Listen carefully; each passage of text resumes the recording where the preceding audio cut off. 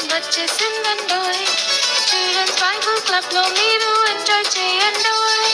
CBC మీకోసం వచ్చేసిందండోయ్. Children's Bible క్లబ్లో మీరు ఎంజాయ్ చేయండోయ్. ఆటలతో పాటలతో వాక్యాలన్నీ నేర్చుకుందామా.